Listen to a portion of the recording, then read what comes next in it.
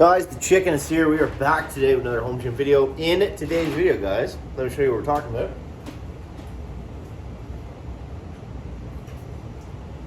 Everybody's favorite, the infamous curl bar. So what I want to do before I dive into a review on this is the Synergy Easy Curl Bar in Cerakote Red. Very beautiful. I really like it. I'll do more of a specific review on this, but first, what I wanted to talk about was curl bars in general, and should you have one in your home gym arsenal. So I started looking around for one of these about a couple of weeks ago, and then the opportunity came up to review the one from Synergy. Now, at first, I will admit, this was not a piece that was really on my radar, because I have a seated curl machine. I have barbells, I have bands, I have plates that you can go. I have a lot of options for curling. So for, the sake of versatility, I can use my belt squat, I can use rope attachment, cable setup to it. Curls and arms in general are pretty easy workarounds in a home gym. So why go this route? Now, I think there's actually a lot of advantages to a curl bar, even though all you can really do with it is curls, triceps, and maybe some inverted rows or things like that. But yeah, I think it's actually a very beneficial piece. And why? This comes back to home gym stuff. It's nice to be able to change up the exercise, and it's a simple exercise. And also, I find it's a really great way to hit triceps in an easy position. I can't do it right here, but just sitting down on the bench, and I can't do a lot of overhead stuff here. I'm sure many of you out there with basement home gyms have the same issue. So doing these seated, it actually works really well, and it feels really good.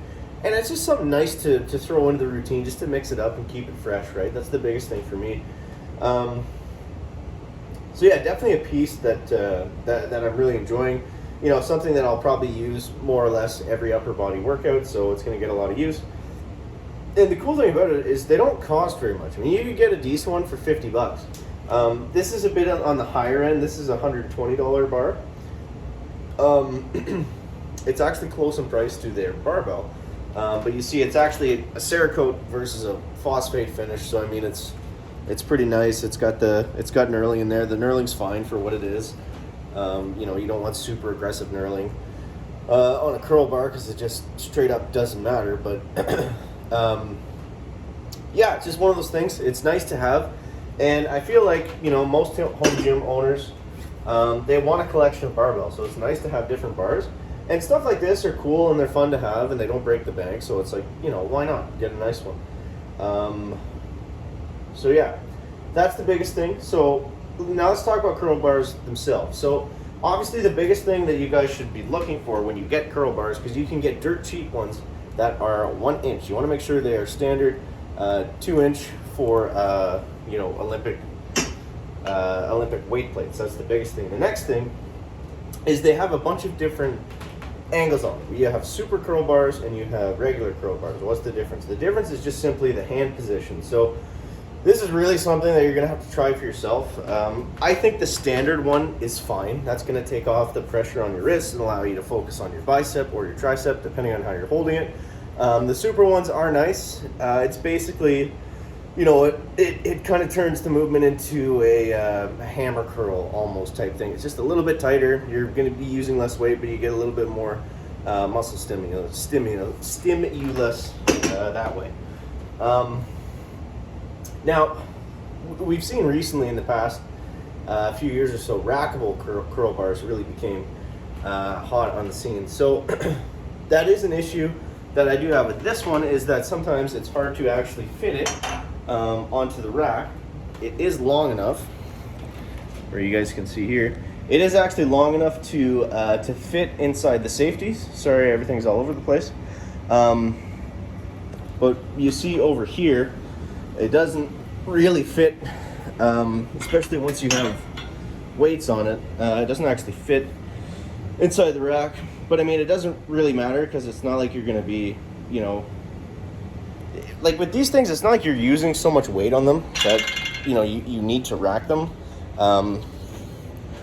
Like for me, when I'm using it, I typically just throw it down, either at my feet or lay it on the bench or lay it on the spotter arms.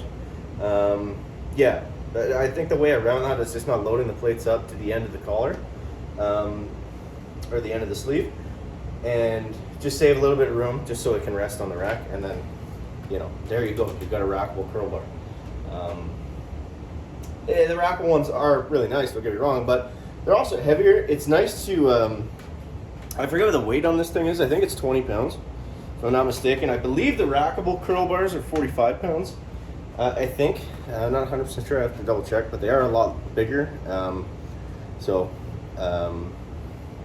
Yeah, just comes down to preference, just like anything else. But yeah, that was kind of my first take on just curl bars in general. I think they're a great cheap piece to keep the routine fresh and fun. And I definitely noticed that I kind of missed the overhead work on the triceps, and it's nice to have something else to do for curls, because I mean, you can never do enough curls. You can never, like, arms never gets not fun. So you might as well, if you're gonna have a bunch of pieces for something, you want to make sure that you can hit upper body in a bunch of different ways, which is something I really need to work on. So yeah, so I'll do a more in-depth review within a few days, probably sometime later this week, on the Synergy bar specifically.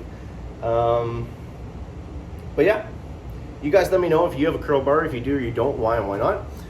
Thank you for watching. Don't forget to subscribe to the channel. Catch you next one, guys. Chicken out. Crack, crack.